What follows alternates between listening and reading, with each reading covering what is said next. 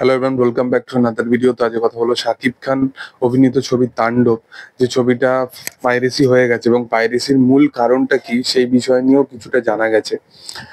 Actually এখানে কোন একটা পার্টিকুলার এখানে হল আছে, যে হলকে কিন্তু পুরোপুরি টার্গেট করে রেখেছিল যারা পাইরেসি করবে। তো এটা মনে হচ্ছে পুরোটাই কিন্তু প্রি প্ল্যানিং।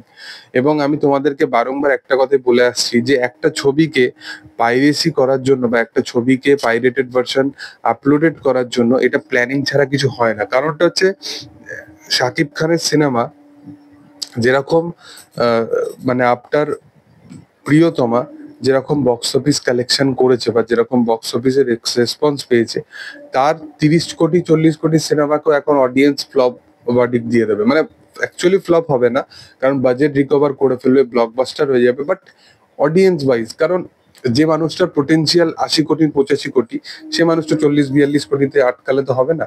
তো এইটাই হচ্ছে ব্যাপার।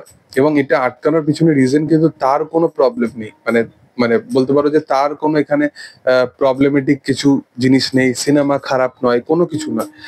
এখানে তাকে বা তার সিনেমাকে কোথাও গিয়ে যদি আটকানো যেতে পারে তো একটাই কারণ, সেটা হচ্ছে যে তার সিনেমাকে পাইরেসি করো, তার সিনেমাকে অডিয়েন্সের কাছে পৌঁছে দাও।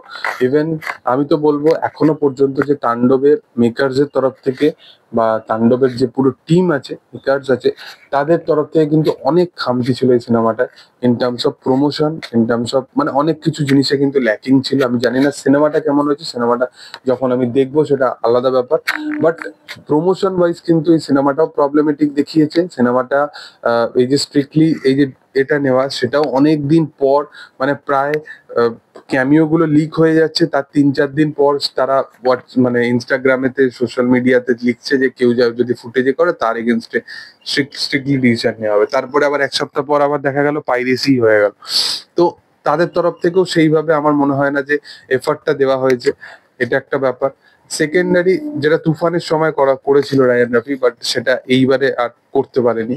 তো সেটা তারই ছবির জন্য ক্ষতি হলো। এবং অবশ্যই প্রডিউসারদের দিক থেকে যদি বিচার করা দেখা যায়, বাজেট রিকভার হয়ে গেছে, সবকিছু হয়ে গেছে, বাট আলটিমেটলি একটা সিনেমা যেটা রিপ্রেজেন্ট করে অন্য ইন্ডাস্ট্রিকে, যে আমাদের সিনেমা এত কালেকশন করেছে, আমাদের সিনেমা সেকেন্ড টাইম 100 crore ক্লাবে কাছাকাছি পৌঁছেছে বা করেছে, সেই যে ব্যাপারটা, সেই জিনিসটা কিন্তু নিজেরই কেউ দেশের কোনো কিছু মানুষ আছে যারা কিন্তু সেই জিনিসটাকে আটকাচ্ছে।